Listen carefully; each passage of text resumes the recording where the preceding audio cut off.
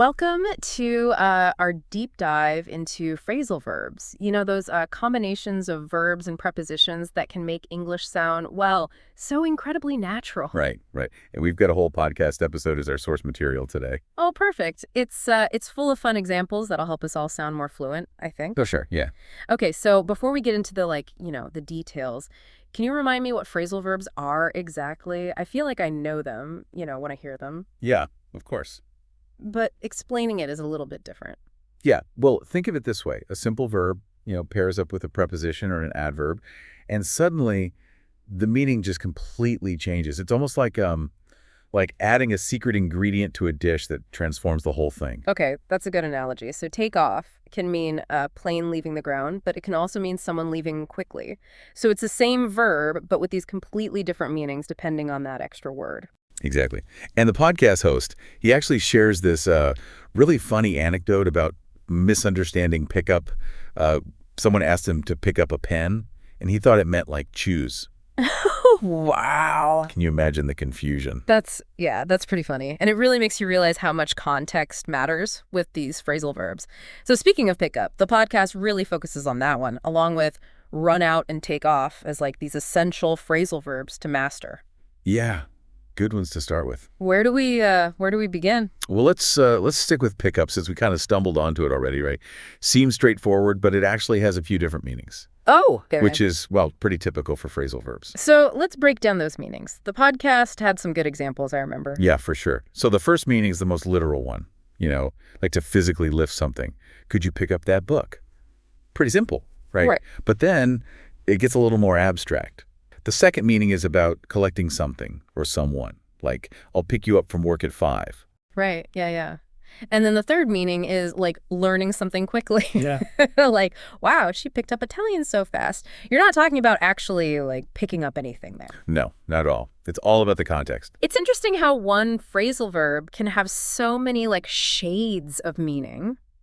Do you think that makes it harder for people learning English? I mean, it definitely can, but it also, it makes the language so much more expressive and nuanced, right? Yeah, true. It's all about understanding the different uses, I guess.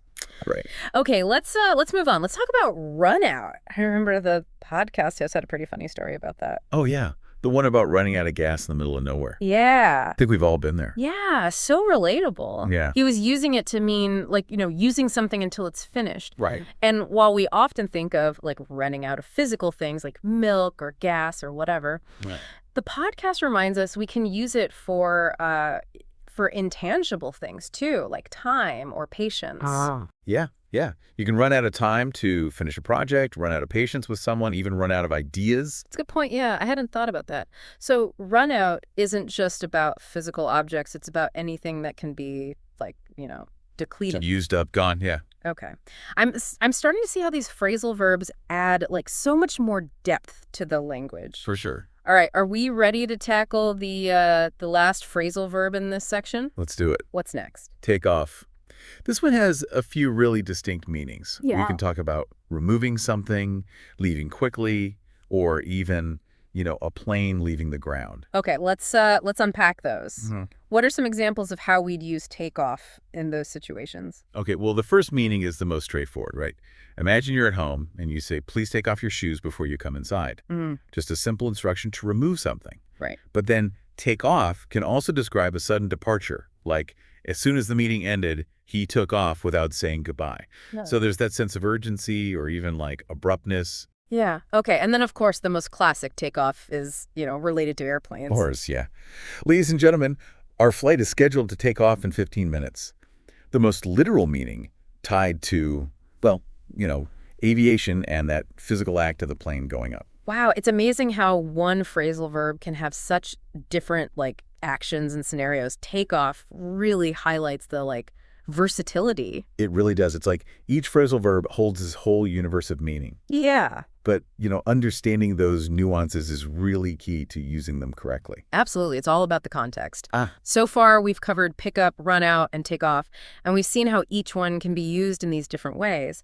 But I'm curious, how does this all come together in an actual conversation? well, the podcast actually gives a great example, and it's a pretty relatable scenario. You know those mornings where you're rushing to catch a flight? Oh, tell me you didn't run out of gas again on the way to the airport. No, not this time. But the host, he realizes he's running out of time to grab a coffee. Right. And that sense of urgency, it kind of sets the stage for a phrasal verb moment. Okay. I'm intrigued. What happens next? So as he's racing to the airport, he calls a friend and says, "Hey, can you pick me up at the terminal later?" So we see pickup being used in that context of collecting someone. Okay, so 2 phrasal verbs down, and I bet I know what the third one is. As he's, boarding the plane, the pilot announces, "We're about to take off." Exactly. 3 common phrasal verbs just woven into one everyday experience. Mhm. It really shows how effortlessly they just become part of natural conversation. Yeah, it's amazing to see how seamlessly those phrasal verbs can be integrated into like a simple story. Yeah. And it really underscores the point that understanding them is essential for anyone who wants to really like master English conversation. No, for sure. It's not just about memorizing definitions. It's about understanding how these phrasal verbs function in those real-world situations. Yeah. Noticing those subtle nuances, that's what makes the difference between sounding like a textbook and sounding like a native speaker. That's a fantastic point, and I think it's a great place to pause for now. Yeah, I agree. We've covered a lot of ground, but there's so much more to explore. Absolutely. In the next part of our deep dive, we'll get into the podcast host's tips for mastering phrasal verbs. Oh, great. And we'll talk about why active listening and practice are so key to unlocking their power. Perfect. So stay tuned. Welcome back to our deep dive on phrasal verbs. Yeah, they're everywhere. I know, I'm starting to see these things like all over the place. Like they were hiding in plain sight.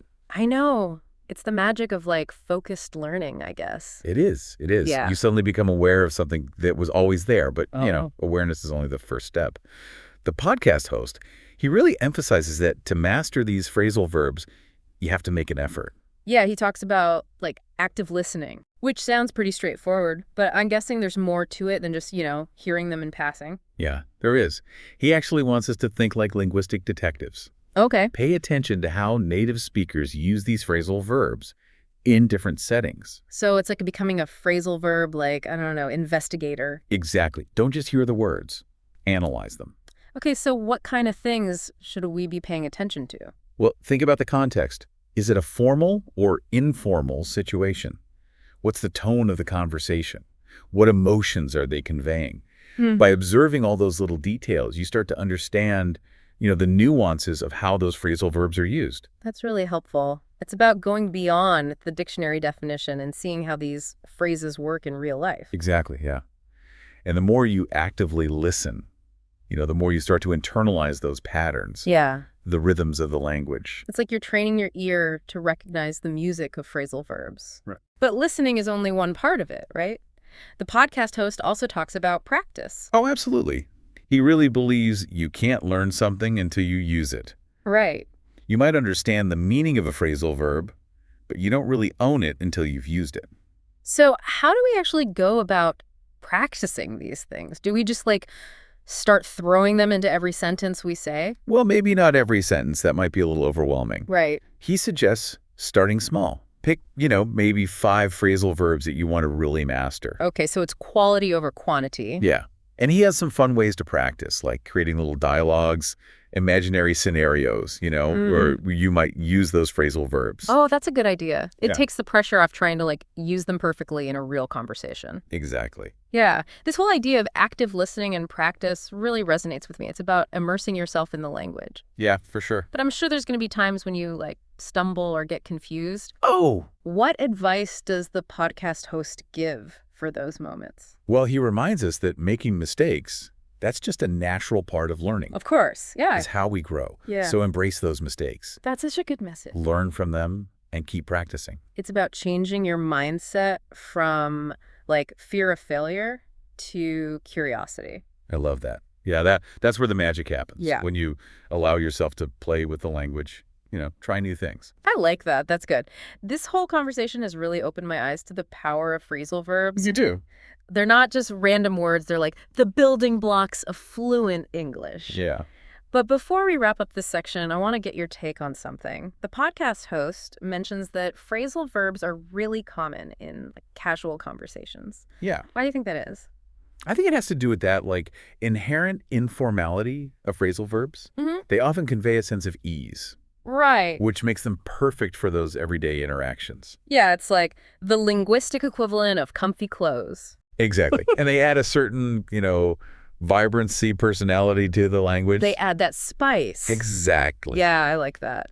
But are there any downsides to using phrasal verbs? Well, that's a good question.